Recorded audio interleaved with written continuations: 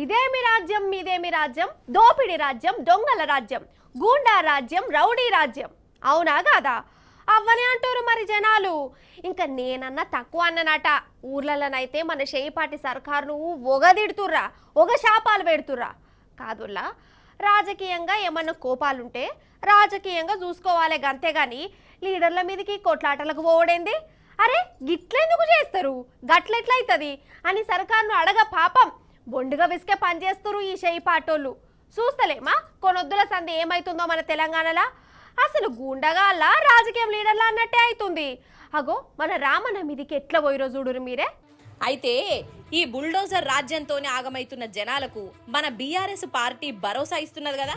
మన రామన్ననైతే ఇంటికి పోయి వాళ్ళకి హిమ్మతిస్తున్నాడు, ప్రభుత్వాన్ని గట్టిగా నిలదీస్తున్నాడు. కథమిగా సర్కారోళ్లకు కండ్ల మంటతనమే అయిందో, లేకుంటే కడుపు మంటతనమే పుట్టిందో, లేకుంటే భయమే కొట్టిందో నాకు తెలియదు. కానీ మన రామన్న కార్ల పోతుంటే కాంగ్రెస్ వాళ్ళు చూడుండ్రి కారు మీదకెక్కి ఎట్లా ఆగమాగం చేస్తాన్రో.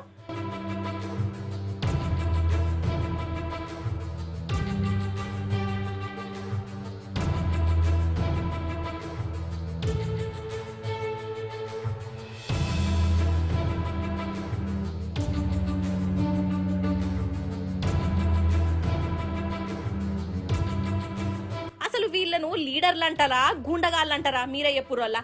అరే రామన్న కొట్లాడేది గరీబోళ్ల కోసం, ఆగమైతున్న జనం తరపున నిలబడేందుకు పోతాండు.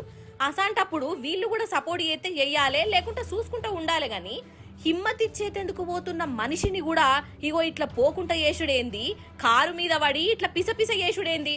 రౌడీళ్ళనాలనా గుండగాళ్ళనాలనా?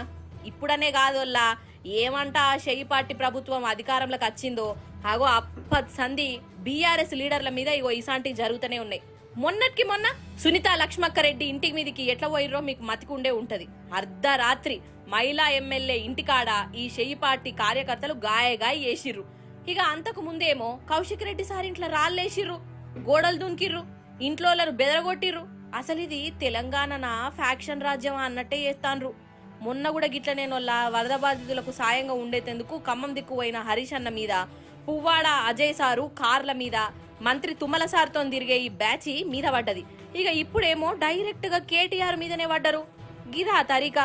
ఇది రౌడీల రాజ్యం కాకుంటే ఇంకేంటిది అని గరమైతాండ్రుల్లో జనాలు.